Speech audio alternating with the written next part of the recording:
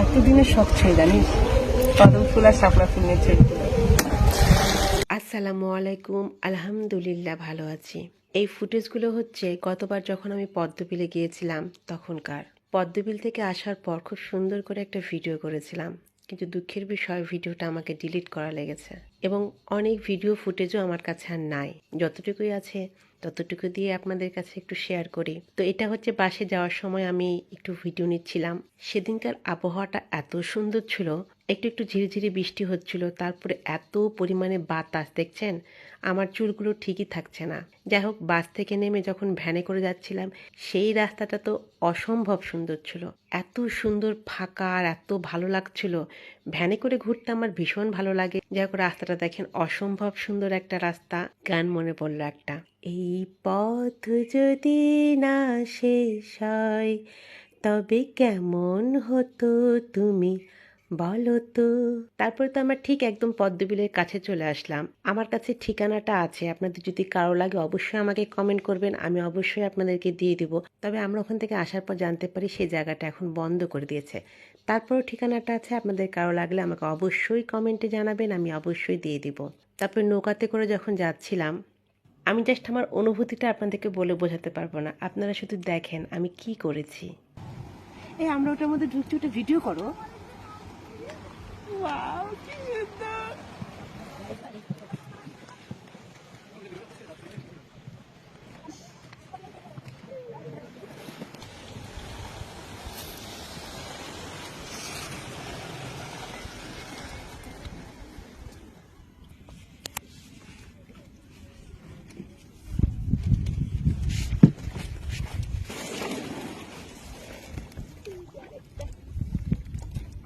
প্রথমে আমরা গিয়েছিলাম লাল পদ্মতে।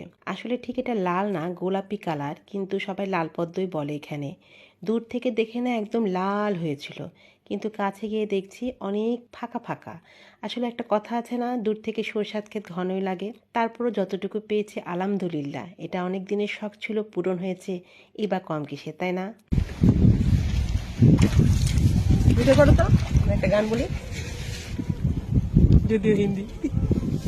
ও যে ওদিকে যে কি গান গাইছে এটাই বলবো নাকি?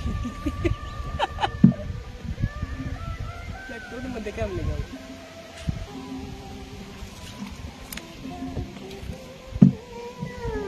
আমার ছোট্ট সোনার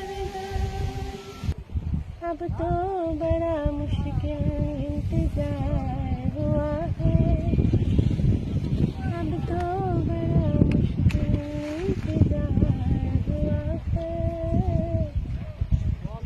ऐसा लग रहा है जैसे प्यार हुआ है,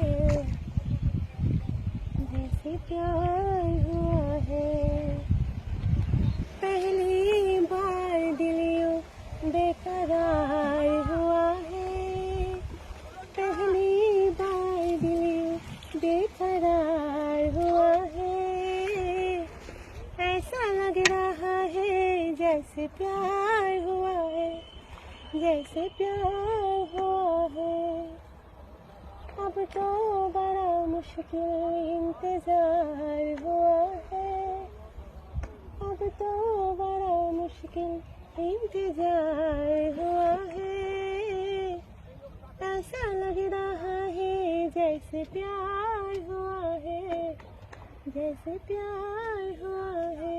পদ্মবিলে গিয়েছি, কোথায় একটু পদ্ম বা শাপলার গান করব, তো কিছুতেই আমার সেই গানগুলো মনে আসছিল না, শুধু হিন্দি গান মনে আসছিল। জলে ভাসা পদ্ম, আমি এই গানটা এত মনে করার চেষ্টা করলাম, কিছুতেই মনে পড়ে না। যাই হোক, আমরা লাল পদ্ম থেকে সাদা পদ্ম এসেছি। একটা মজার বিষয় কি জানেন, লাল পদ্মের ওখানে কিন্তু কোনো সাদা পদ্ম নাই, আবার সাদা পদ্মর কাছে কোনো লাল পদ্ম নাই। দারুণ না ব্যাপারটা? একটাই কিন্তু বিল, অথচ কি সুন্দর আলাদা আলাদা। ফুলটা একটু বড় হলে ভালো হতো। এবছর আমার পদ্মবিলে যাওয়া হয়নি, কিন্তু যখন আমি কল্পনা করি বা ভাবি আমি গতবার পদ্মবিলে গিয়েছিলাম, আমার এত অবাক লাগে। মানে আসলে যে জিনিসটা পার হয়ে যায় বা চলে যায় তখন কিন্তু তার মর্মটা বোঝা যায়, তাই না? লাল পদ্ম বলেন সাদা পদ্ম বলেন, দুইটা নিয়ে প্রচুর ছবি তুলেছি, প্রচুর ভিডিও করেছি, এবং দিনটা আমার জন্য একটা অসাধারণ দিন ছিল, যেটা বলে বোঝানো যাবে না। কি যে ভালো লেগেছিল আমার, একটা পদ্মকন্যার মতো আমি সারাদিন এত বেশি মজা করেছি। একবার পানির মধ্যে পা রাখছিলাম, তো একবার পানি ছিটাচ্ছিলাম, একবার পদ্ম ফুল নিয়ে খেলছিলাম। খুব বেশি মজা করেছি। তারপরে এই তো পদ্মবিল দেখা হয়ে গেল, এখন আমরা বাসায় ফিরবো। তো যে ভ্যানওয়ালা মামাটা আমাদেরকে পৌঁছায় দিয়েছিল, ওনার নাম্বার রেখেছিলাম, ওনাকে ফোন করা হয়েছিল। উনি আসার আগ পর্যন্ত আমি একটু ভিডিও নিচ্ছিলাম আমার শেষ মুহূর্তে। তা আজকে এ পর্যন্তই, সবাই ভালো থাকবেন। পরবর্তীতে নতুন কোনো ভিডিওতে আবার দেখা হবে। ততক্ষণ পর্যন্ত আল্লাহ হাফিজ, আসসালামু আলাইকুম।